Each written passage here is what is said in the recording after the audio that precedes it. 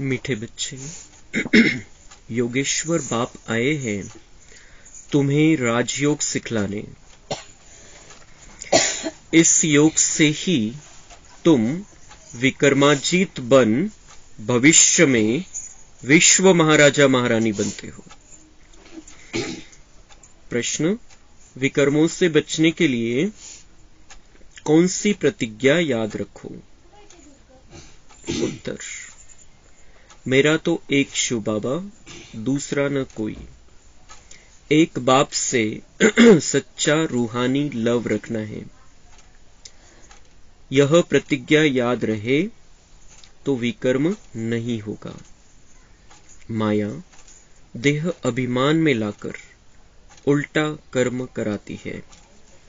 बाबा उस्ताद है, उससे याद कर माया से पूरी युद्ध करो तो हार नहीं हो सकती। दूसरा प्रश्न, अपने बच्चों प्रति बाप की कौन सी आश है? उत्तर, जैसे लौकिक बाप चाहते हैं मैं बच्चों को ऊंच पढ़ाऊं, बेहद का बाप भी कहते हैं मैं अपने बच्चों को स्वर्ग की परी बना दूं।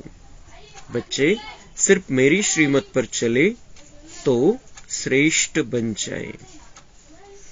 गीत तकदीर जगाकर आई हूं। ओम शांति। मीठे मीठे बच्चे जानते हैं हम अपनी नई तकदीर बनाने यहां आए हैं। किसके पास? योगेश्वर के पास, सिखलाने वाले ईश्वर के पास। इसको कहते हैं राजयोग। ईश्वर योग सिखलाते हैं। कौन सा योग? हठ योग तो अनेक प्रकार का है। यह जिस्मानी योग नहीं है। सन्यासियों का तत्व योग ब्रह्म योग है। उनको ईश्वर योग नहीं सिखाते। तुम बच्चे जानते हो परमपिता परमात्मा हमको फिर से कल्प पहले मौफिक राजयोग सिखलाते हैं। सन्यासी ऐसे कभी नहीं कहेंगे। यह योग कल्प पहले भी सिखाया था और अभी सिखला रहा हूं। तुम बच्चे कह सकते हो वह हठ योगी राजयोग सिखला नहीं सकते हैं। हमको सिखलाने वाला शिव बाबा है, जिसको योगेश्वर कहा जाता है। मनुष्य भूल से श्री कृष्ण को योगेश्वर कह देते हैं। श्री कृष्ण सतयुग का प्रिंस है। वहां योग की बात ही नहीं है। यह बहुत अच्छी पॉइंट है। समझाने की तरकीब सीखो। युक्ति से समझाया जाता है।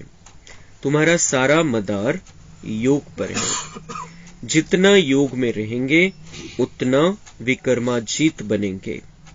भारत का प्राचीन योग बहुत गाया हुआ है। यह राजयोग परमपिता परमात्मा के सिवाय कोई सिखला न सके, इसलिए इनका नाम योगेश्वर है। ईश्वर ही राजयोग सिखलाते हैं। किसके लिए राजयोग सिखलाते हैं? क्या भारत को राजाई देते हैं?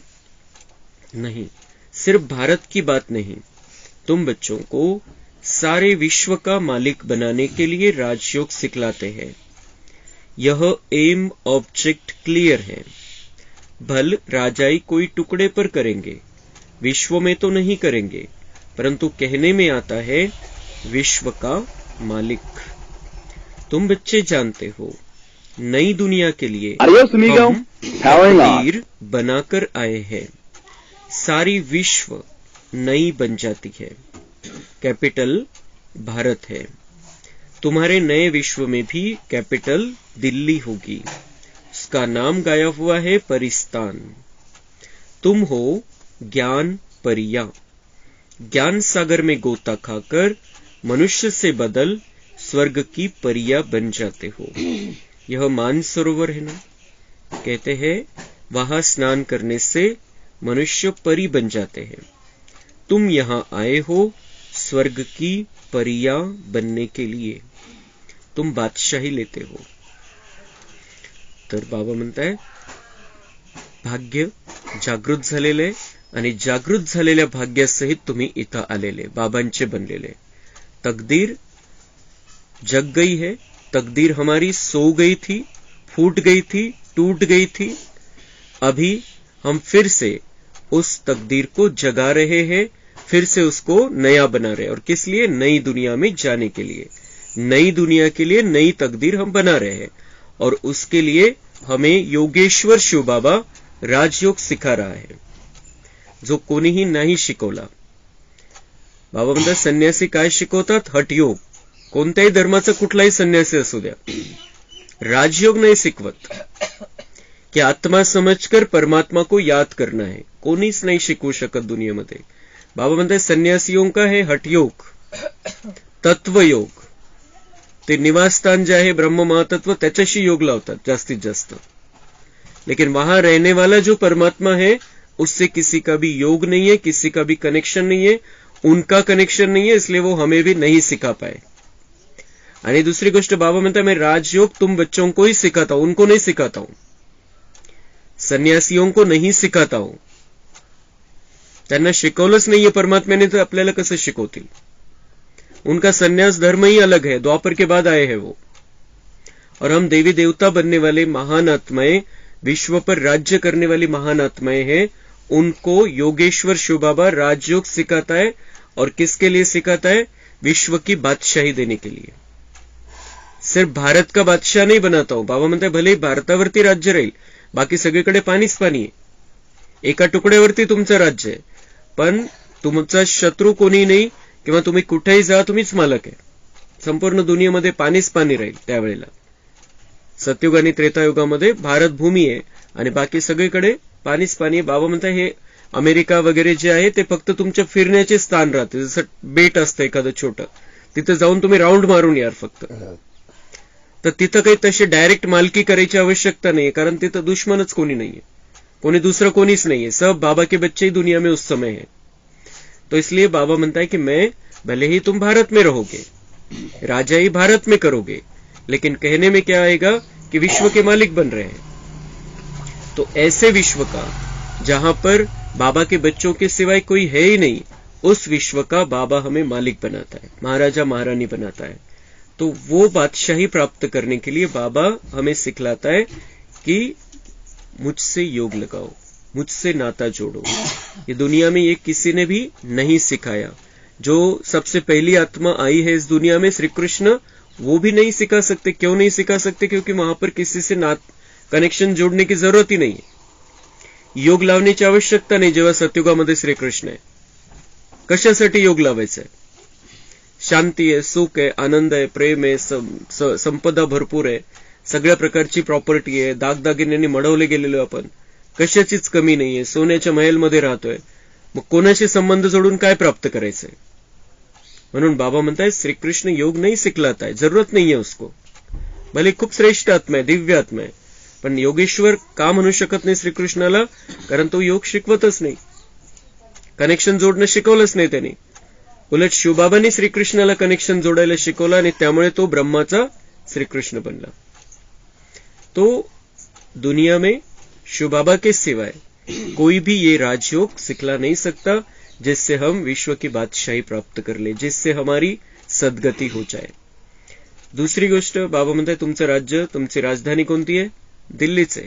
इथं पण सतयुगामध्ये पण दिल्लीच राजधानी आहे। नाव दिल्ली नसेल त्यावेळेला परिस्तान म्हणणार त्याला, दिल्लीला ती स्थान तेच, एरिया तोच, त्याला परिस्तान म्हटलं जाईल। नंतर हे दिल्ली नाव पडलेलं आहे। मग बाबा म्हणताय तुम हो ज्ञान परिया, ज्ञान सागर में गोता खाकर मनुष्य से बदल स्वर्ग की परिया बन जाते हो। यह मान सरोवर है। बाबांचं ज्ञान, बाबांची मुरली म्हणजे ज्ञान मान सरोवर आहे। आणि याच्यामध्ये आपण डुबून जातो, किंवा त्या मुरलीच्या द्वारे आपण ज्ञान स्नान करतो, त्याद्वारे आपण ज्ञान पर्या बनणारे, पर्यांसारखे बनणारे. तसं त्यांनी दाखवलं. कैलास पर्वतावरती ते मानसरोवर आहे आणि तिथं डुबकी लावली की पर्या बनतात. आजपर्यंत कोणालाही असं बघितलेलं नाहीये की तिथं डुबकी लावली आणि परी बनून बाहेर आले. कोणाचंही त्या बाबतीतलं तशा प्रकारच्या कुठेही बातम्या नाहीये किंवा कुठेही काही नाहीये. ये बात कहां की है, कहां की बात कहां लेकर गए हैं. ये बात यहां की है. हम ज्ञान स्नान करते हैं, ज्ञान में डुबकी लगाते हैं, ज्ञान को अपने अंदर धारण करते हैं, ज्ञान पूर्ण हमारा जीवन हो जाता है, बाबा से कनेक्शन जुड़ जाता है और उस आधार से हम परिया बन जाते हैं. परी म्हणजे न्यारा और प्यारा, न्यारा और प्यारा. इस दुनिया से लगाव नहीं, अटैचमेंट नहीं, किसी पर मोहित नहीं, किसी पर क्रोधित नहीं, किसी बात का लोभ नहीं. ऐसे हम यहां पर बन जाते हैं और सबको स्नेह और सहयोग देने लग जाते हैं. यह है ज्ञान परी. तर अशा प्रकारच्या पर्या बाबा बनवतो. बाकी तिथं काही नाहीये. हे सगळ्या त्या अंधश्रद्धा पसरलेल्या दुनियेमध्ये.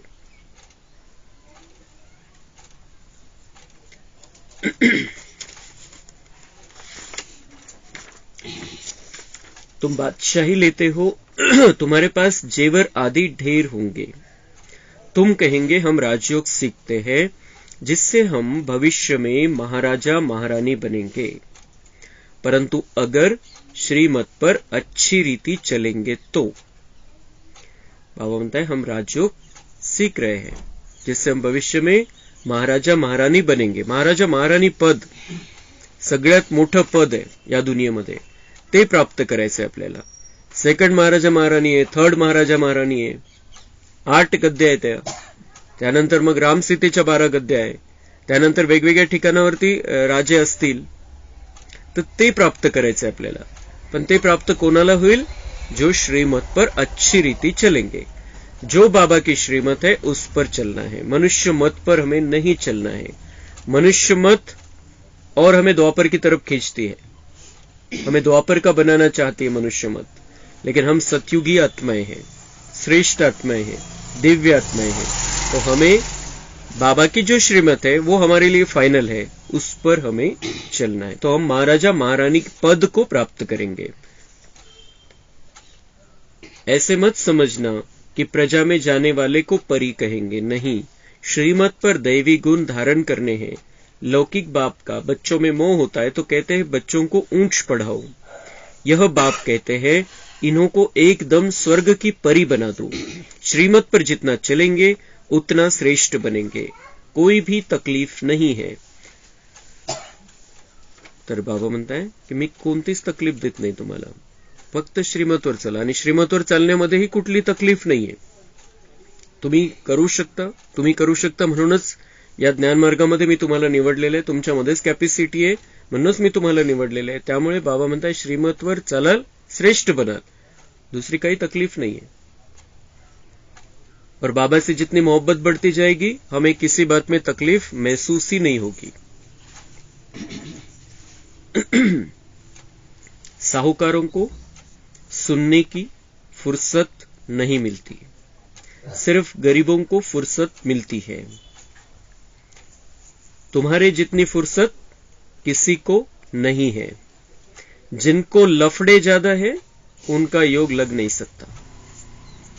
तर बाबा म्हणताय की लफडे कमी करायचे. जे दुनियाच्या आपण विस्तारामध्ये जातोय, हमें एक शिव बाबा, उसकी श्रीमत और उसके आधार से अपना भाग्य बनाना. आता विस्तारामध्ये जायचं नाहीये. आता आपलं काम वाढवून नाही ठेवायचे आपल्याला. जेवढं आवश्यक आहे आपलं जीवन चालावं, कधी प्रॉब्लेम आले त्याच्यासाठी निपटण्यासाठी जे काही जेवढं आवश्यक आहे तेवढंच. बाकी आपल्याला दुसऱ्या पिढीसाठी, तिसऱ्या पिढीसाठी काही करायची आवश्यकता नाहीये. दुनिया संपायची आता. त्यामुळे जेवढं आपल्याला लागणार आहे, जेवढं आपल्यासाठी आवश्यकता पडणार आहे किंवा काही इमर्जन्सी आली त्यावेळेला लागणार आहे तेवढ्यापुरतं आपण करून ठेवायचं. बाकी काही आवश्यकता नाहीये. क्योंकि अभी वो समय आ गया है जब हम सबको वापिस जाना है, घर वापिस जाना है. तर बाबा म्हणताय आता गरीब बना. गरीब आहात तर फुरसतच फुरसत आहे. ज्यादा पैशाच्या मागे लागले, साहूकारी प्राप्त करायचे, खूप पैसा कमवायचा है, तो वो लफड़े ज्यादा बढ़ा लेते हैं. और जिनके लफड़े ज्यादा है, एक तो ज्ञान भी नहीं सुन सकते और योग भी नहीं लग सकता. तो इसलिए लफड़े कम करने. लफड़े कौन से है कि अभी ये भी करना है, ये भी करना है, ये भी करना है, ये भी करना है, और करना ही पड़ता है, करना ही पड़ता है. वेगवेगळ्या त्या भावना असतात. असं नाही करणार तर कसं होईल. पता है कि वो मेरा कौन सा भी सेकंद अंतिम सेकंद हो सकता है. पता है, जाणतात सगळे, सगळ्यांना माहिती आहे, तरी सुद्धा त्याची तयारी काहीच नाहीये. जे राहणार नाहीये, जे इथले जे आहेत त्यांनाही कामात येणार नाही आता 7-8-10 वर्षानंतर, आणि आपणही सोबत घेऊन जाऊ शकणार नाही, त्याच्या मागे पडलेले. तो बाबा म्हणतात जिन्होंने अपने लफड़े बढ़ा लिए हैं, साहूकार है, उनको सुनने की फुर्सत नहीं. फुर्सत नाहीये म्हणजे फुर्सत हा विषयच नसतो कधीच. फुर्सत हा विषयच नसतो. आपण कोणत्या गोष्टीला जास्त महत्व देतो त्याच्यानुसार आपण त्या गोष्टीला वेळ देऊ शकतो. असं कोणीच नाही म्हणू शकत की मला फुर्सत नाहीये. आपल्याला त्या गोष्टीचं महत्व नाहीये म्हणून फुर्सत नाहीये, बाकी काहीच नसतं. बाप कहते हैं मैं तुम बच्चों को अभी सिखला रहा हूं. तुम तकदीर जगा कर आए हो भविष्य नई दुनिया में ऊंच पद पाने के लिए. बाप कहते हैं मुझे याद करो तो पवित्र दुनिया का मालिक बनो और कोई उपाय नहीं. एक तरफ याद करते हैं पतित पावन आओ, दूसरे तरफ नदियों को कहते हैं पतित पावनी. कितनी भूल है. बात छोटी है परंतु मनुष्यों की आंख खोलनी है. बाप जब आते हैं आकर समझाते हैं कि पतित पावन मैं हूं, मैं ही तुमको ज्ञान स्नान कराए पावन बनाता हूं. यह पतित दुनिया है. बाबा म्हणताय की मनुष्य जे आहे, कलियुगी मनुष्य, त्यांचे डोळे उघडण्याची वेळ आलेली आहे. काय म्हणतात, काय करतात, काहीच त्यांना कळत नाही.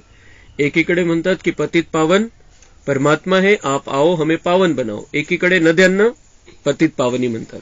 तो बाबा म्हणतात अज्ञान की नींद में सोए हुए है, त्यांना झोप लागलेली आहे अज्ञानाची, डोळे उघडा त्यांचे. गोष्ट खूप छोट्या छोट्या गोष्टी त्याच्या त्यांनी बनवलेल्या, त्या अंधश्रद्धेच्या गोष्टी खूप छोट्या छोट्या आहे, पण त्याचं खूप महत्व आहे. तर त्यांना क्लिअर करा काय खरंय काय खोटं आहे. परमपिता परमात्मा को ही पतित पावन कहते हैं. उनको कितना याद करना चाहिए, फिर मैनर्स भी अच्छे चाहिए. हम 16 कला संपूर्ण बनते हैं. खान पान शुद्ध होना चाहिए. तो परमात्मा हमें पतित से पावन बनाते हैं. उनको याद करने से ही हम पावन बनेंगे, और फिर उसके साथ में हमारे मैनर्स भी अच्छे चाहिए. देवी देवता जसे आहेत सत्ययुगामध्ये किंवा ज्यामुळे त्यांची पूजा मंदिरामध्ये होते, तसं आपल्याला बनायचंय. ती स्थिती, ती लेव्हल आपल्याला प्राप्त करायची. संपूर्ण निर्विकारिता, संपूर्ण निरहंकारिता आपल्या जीवनामध्ये आपल्याला कंप्लीटली आणायची आहे. फिर बाबा म्हणतात हम 16 कला संपूर्ण बनते हैं. परफेक्ट बनायचंय आपल्याला, आणि त्यासाठी मग खान पान भी शुद्ध होना चाहिए. जो बाबा की याद में बना हुआ भोजन है वो हमें खाना चाहिए. कोई जट धारणा करते हैं गाया हुआ है सेकंद में जीवन मुक्ति. एक जनक थोड़ी होगा, मिसाल एक का दिया जाता है. द्रौपदी एक थोड़ी होगी, सबकी लाज रखते हैं. स्त्री पुरुष दोनों को पतित होने से बचाते हैं. परमात्मा येतात तर सगळ्यांना पावन बनण्याचाच रस्ता दाखवतात. स्त्री पुरुष कोणी असो, त्यांना पतितपणापासून सोडवण्यासाठीच बाबा हे ज्ञान देतोय आपल्याला. गीता में श्री कृष्ण का नाम लिख दिया है.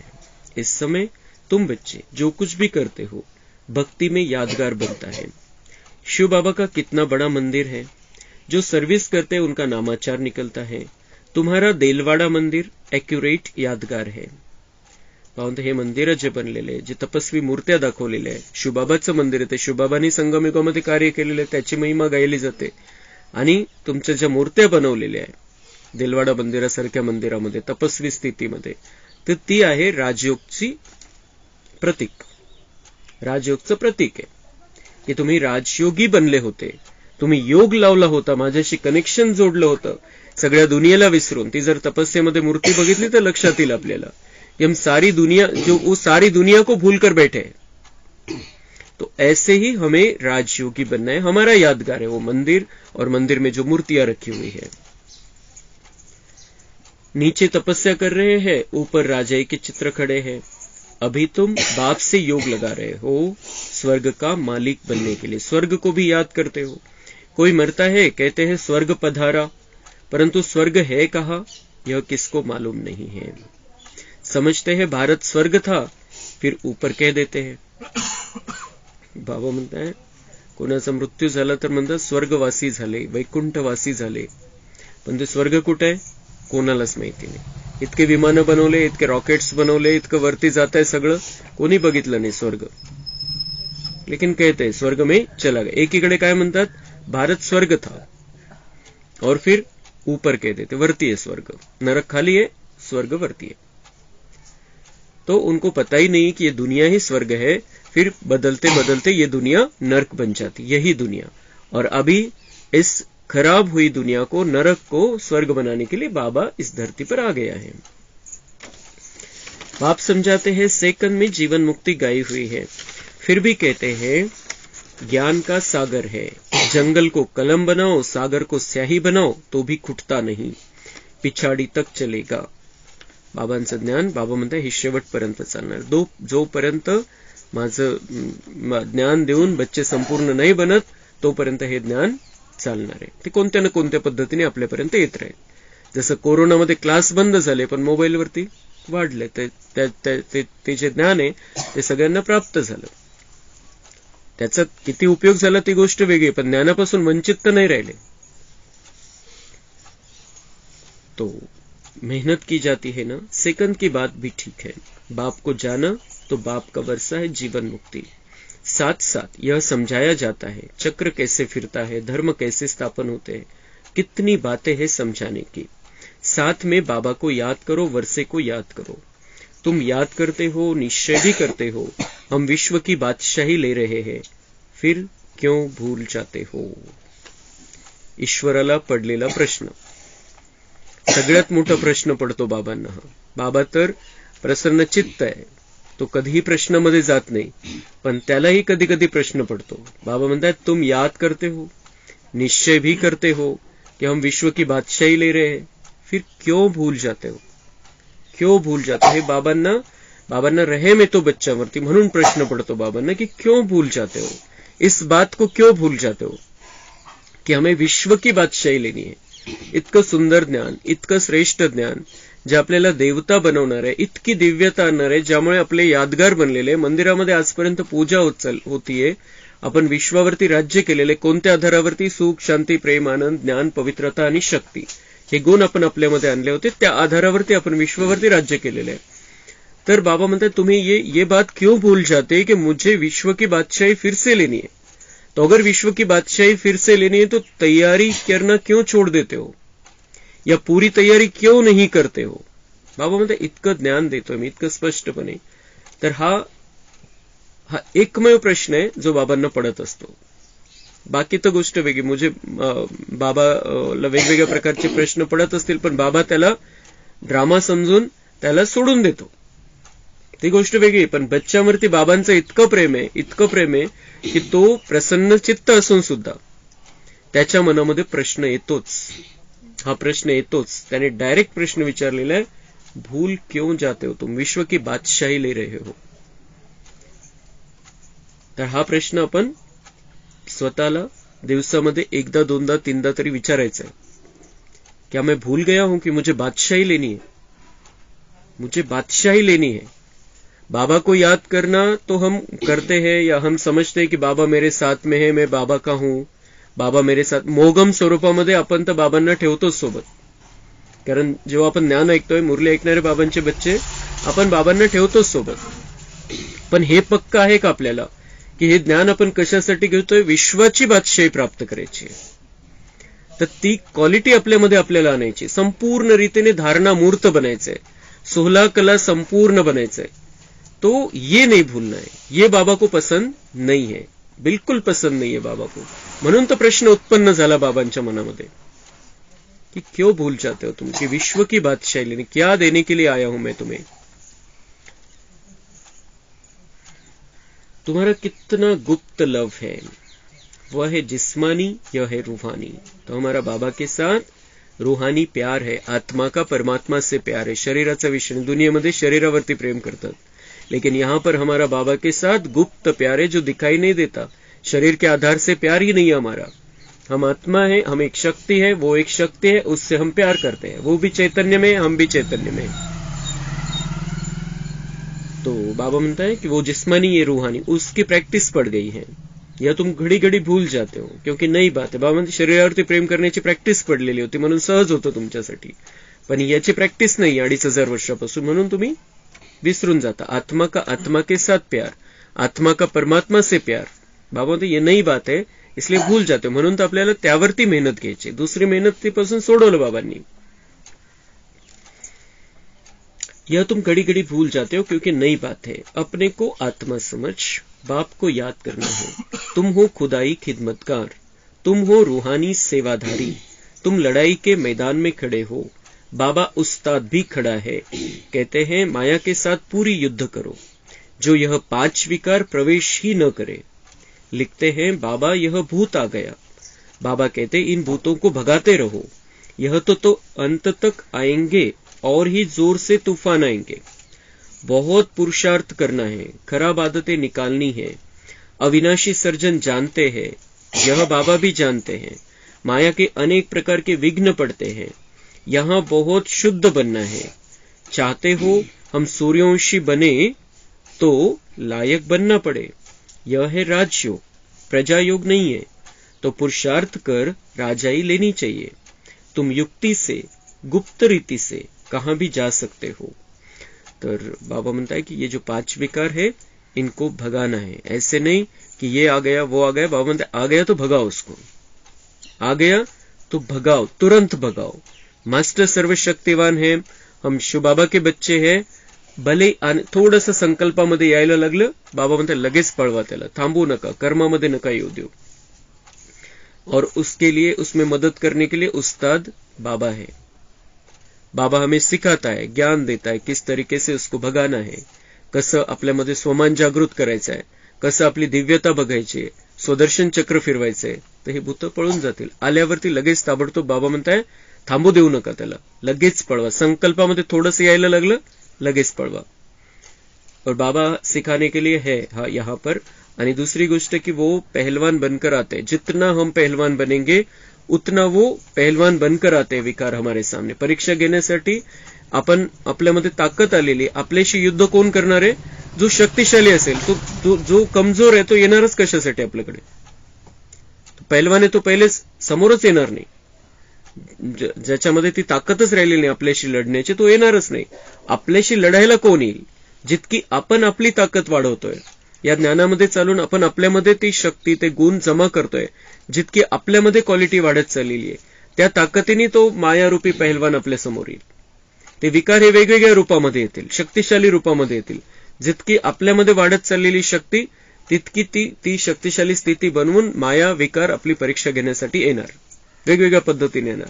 त्यामुळे कोणीच असं म्हणू शकत नाही की मी बाबांचा पक्का बच्चा आहे, खूप वरच्या लेवलला पोहोचलेलो आहे, खूप चांगली माझी स्थिती आहे, म्हणून मी आता पुढे गेलेलो आहे, बस। तसं नाहीये। बाबांनी सांगितलेले अंत तक ये तूफान आएंगे और पहलवान के साथ पहलवान बनकर ये माया आएगी। त्या लेवलची माया येईल। प्रत्येकाची लेवल, जशी लेवल आहे तशी माया येईल त्याच्यासमोर। म्हणून कोणी म्हणू शकत नाही की मी जिंकलो आता, बस आता मी जिंकलो, विजय झाली माझी, असं नाही म्हणू शकत। क्योंकि परीक्षा है तो रहने वाली है, और हर एक के सामने अलग अलग टाइप से परीक्षाएं आने वाली है। लेकिन उस्ताद बाबा बैठा है, वो सिखाता है, समझाता है, और मुरली उसी की सेटिंग है। जो सवेरे सवेरे बाबा हमारे मन बुद्धि को सेट कर देता है। मन बुद्धीची सेटिंग होऊन जाते सकाळी सकाळी आपली मुरली ऐकल्यामुळे। आणि मग दिवसभरामध्ये कोणत्याही रूपामध्ये कशाही प्रकारची माया आली तर आपण तिला पळवून लावू शकतो। दिवसभरामध्ये काय स्थिती होणार आहे, काय परिस्थिती होणार आहे, त्यानुसार त्या दिवशीची मुरली बाबा चालवतो। आपल्यासाठी जे आवश्यक आहे ते बाबा आपल्यापर्यंत पोहोचवतो। मग येऊ द्या माया, मायेवरती आपण विजय प्राप्त करू। दिवसभरामध्ये कोणत्याही प्रकारची माया येऊ द्या, आपण विजयी बनणार, हे नक्की आहे। क्योंकि उस्ताद बाबा बैठा है, उसे पता है मेरे बच्चों के लिए जरूरी क्या है, वो हमें उस तरीके से समझा देता है। तो ये बाबा म्हणते तुम्हें राजा बनना है तो उतना लायक भी बनना पड़ेगा। प्रजा योग नहीं है, राजयोग है। जो मुरली सुनने वाले बच्चे हैं वो राजा बनने वाले बच्चे हैं। जो कोर्स करके चले जाते हैं उनको प्रजा में आना है, जो भाग कर चले जाते हैं वो प्रजा में आएंगे। लेकिन बाबा किनको सिखाता है? जो राजा बनने वाले बच्चे हैं। तो हमें वो क्वालिटी अपने अंदर धारण करने का पुरुषार्थ करना है। रिजल्ट बाबा को पता है, हम राजा बनने वाले हैं, लेकिन उसके लिए पुरुषार्थ करना है। पुरुषार्थ की मार्जिन रखी हुई है बाबा ने।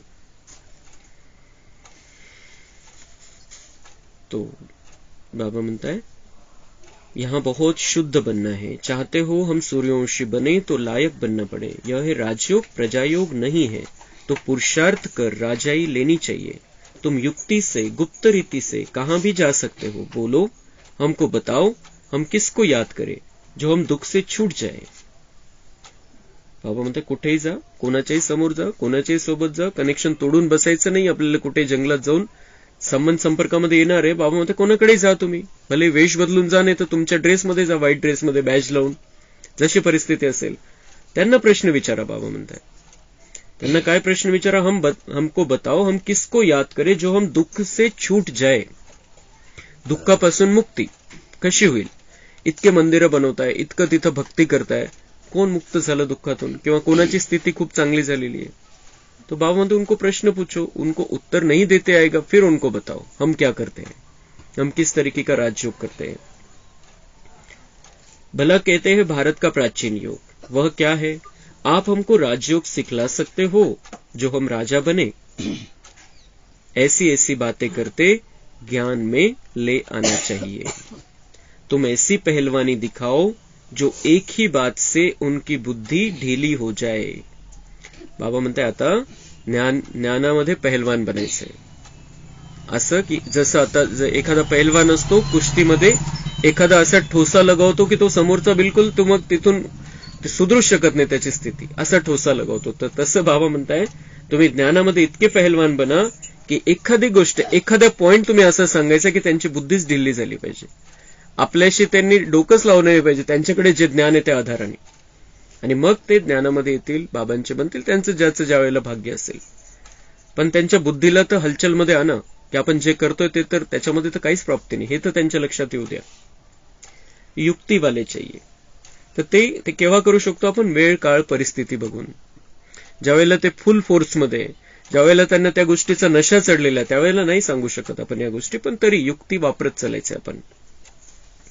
तो युक्ति वाले चाहिए। तब बाबा पूछते हैं इतने सर्विसेबल बने हो, बहुत संभाल रखनी पड़ती है। दुनिया इस समय बहुत गंदी है। यह भी एक कहानी है, द्रौपदी के पिछाड़ी कीचक लगे। इसलिए बाबा कहते हैं बहुत खबरदार रहना। मूल बात है राजयोग की। किसको भी यह समझाओ कि राजयोग सिखलाया बाप ने, नाम डाला है बच्चे का। दूसरी यह बात सिद्ध करो कि गीता का भगवान शिव है, जिससे स्वर्ग का वर्षा मिलता है। समझाने की युक्ति चाहिए। तो गीता का भगवान शिव है, जिससे स्वर्ग का वर्षा मिलता है। जो गीता है उसका भगवान शिव है। कौन सी गीता? जो द्वापर में लिखी गई उसका भगवान नहीं, जो द्वापर में लिखी गई उसका लिखने वाला व्यास है, वो व्यास ने लिखी है। लेकिन जो गीता का सच्चा ज्ञान है वो मुरली में से मिला है, और वो देने वाला शिव बाबा है। एकदा बाबा आलेले होते तिथं मधुबन मध्ये, आणि त्यावेळेला एक त्रिनिदादचा एक साधू होता, त्रिनिदाद देशामधला साधू होता, आणि त्यांनी ते सगळं तिथलं ऐकून त्यांनी हे मान्य केलं की गीतेचा भगवान कोण आहे? श्रीकृष्ण नाहीये, शिव आहे। त्यांनी हे मान्य केलं, सगळ्यांच्या समोर सांगितलं पण तिथं। त्याला जेव्हा बाबांकडे घेऊन गेले, मग ज्यावेळेला बाबा आलेले होते त्यांना बाबांकडे घेऊन गेले, ब्रिजमोहन भाईंनी की कोणीतरी सांगितलं बाबांना की बाबा ये कहता है, इसने मान्य कर लिया, इस साधु ने ये मान्य कर लिया है कि गीता का भगवान शिव है, श्री कृष्ण नहीं है, ये मान्य कर लिया है। बाबांनी एकच शब्दामध्ये त्याला उत्तर दिलं, मुरली सुनो, मुरली, मुरली सुनो। म्हणजे ते सिद्ध हे नाही करायचं की त्या गीतेचा भगवान श्रीकृष्ण नाहीये, शिव आहे, त्या गीतेचा जी द्वापर मध्ये लिहिली गेली, ह्या मुरली सच्ची गीता आहे आणि मुरली सांगणारा शिवबाबा आहे, हे सिद्ध करायचं. ते याच्यातलं त्याच्यामध्ये थोडंसं आलेलं आहे त्या द्वापर मधले गीतेमध्ये. तो ये पक्का कराना है हमें सबको कि ये जो सच्ची गीता है ये भगवान ने सुनाई है, वो मुरली है. और फिर इस गीता से कुछ बातें उठाकर देहभान में आकर व्यास ने वो गीता लिखी है और उसने बाप के बदले बच्चे का नाम उसमें डाल दिया है. ते हे अशा प्रकारचं कनेक्शन आहे. बाबांनी क्लिअर कट सांगितलेलं आहे की मुरली सच्ची गीता है और मुरली सुनाने वाला शिव बाबा है. त्या गीतेचा भगवान त्याचा विषयच नाहीये, ती गीता व्यासाने लिहिलेली और उसमें देहभान था, इसलिए उन्होंने श्री कृष्ण का नाम डाल दिया क्योंकि वो नंबर 1 आत्मा थी. तुम्हारी सर्विस है रूहानी, वह सोशल सर्विस भी जिस्मानी करते हैं, वह है जिस्मानी सोसाइटी, यह है रूहानी सोसाइटी. रूह को इंजेक्शन लगता है तब कहते ज्ञान अंजन सदगुरु दिया. अब आत्मा की ज्योत बुझी हुई है. मनुष्य जब मरते हैं तो दिवा जलाते हैं. बाबा म्हणताय आता आत्म्याची ज्योती विझलेली आहे. दुनियेमध्ये काय पद्धत झाली की मनुष्य जब मरते हैं तो दिवा जलाते हैं. मनुष्य जब मरते हैं तो दिवा लावतात. मग मृत्यू झाल्यानंतर दिवा लावतात. का बरं लावतात? समजते हैं आत्मा अंधेरे में जाएगी. काय समजतात? आत्मा अंधेरे में तिला दिसणार नाही म्हणून इथं दिवा लावायचा आहे. पण बाबा म्हणताय आत्मा की ज्योति ही बुझ गई है, तो उस ज्योति को जगाओ. तो मेल्यानंतर ते दिवा लावण्याचं काही मतलब नाहीये. ती आत्मा जिथं जायची तिथे चालले जाईल. त्या आत्म्याचं जिथं पार्ट असेल तिथं चालले. इथं दिवा इथं लावलेला आहे, आत्मा तिकडे गेलेली, त्या दिव्याचा फायदा काय? अभी बाबा म्हणते जब वो आत्मा शरीर में बैठी है तब वो दिवा जगाओ उसका. त्याला ती जागृती द्या, त्याचा सत्य परिचय द्या की तो कोण आहे, कोणाचा आहे, काय करायला पाहिजे, हा दिवा जागवा. तर मेल्यानंतर काय फायदा त्या दिव्याचा? ती फक्त एक भावना आहे. भले कोणाची भावना आहे, त्या भावनेला आपल्याला काही म्हणायचं नाही. समजा कोणी लावत असेल तर त्यांना लावू द्यायचंय, पण खरं बाबा सांगतोय की त्याचा विचार करा, त्याचा की त्याचा फायदा काय. बरोबर बेहद का अंधियारा है, आधा कल्प घृत नहीं पड़ा है, आत्मा की ज्योति बुझ गई है, अब ज्ञान का घृत पड़ने से रोशनी हो जाती है. अब बाप बच्चों को कहते हैं कि माम एकम याद करो. हम आत्मा भाई भाई है, बाप से वर्षा ले रहे हैं. हम कितना समय याद में रहते हैं, यह चार्ट रखना अच्छा है. प्रैक्टिस करते करते फिर वह अवस्था पक्की हो जाएगी. यह युक्ति अच्छी है. सर्विस भी करते रहो, चार्ट भी रखो, फिर उन्नति को पाते रहेंगे. तर बाबा म्हणताय आपला हिशोब पण ठेवा की कितना हम बाबा को याद करते हैं. हिशोब ठेवा म्हणजे कळेल आपल्याला की किती आपण व्यर्थ गोष्टीमध्ये जातोय आणि किती बाबांची आठवण आहे. अच्छा, मीठे मीठे सिक्के लधे बच्चों प्रति माता पिता बाप दादा का याद प्यार और गुड मॉर्निंग. रूहानी बाप की रूहानी बच्चों को नमस्ते. हम रूहानी बच्चों की रूहानी बाप दादा को याद प्यार गुड मॉर्निंग नमस्ते. वहां बाबा वहां, शुक्रिया बाबा शुक्रिया. धारणा के लिए मुख्य सार है, कोई भी भूत अंदर प्रवेश न हो इसकी संभाल रखनी है. कभी भी माया के तूफानों में मूंझना नहीं है. खराब आदतें निकाल देनी है. याद का चार्ट रखना है.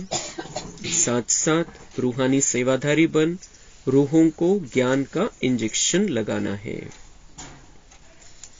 रूहानी सेवाधारी बनना है और रूहों को ज्ञान का इंजेक्शन लगाना. दुनियेमध्ये वेगवेगळ्या प्रकारच्या सेवा करतात, समाजसेवा वेगवेगळ्या प्रकारच्या करतात.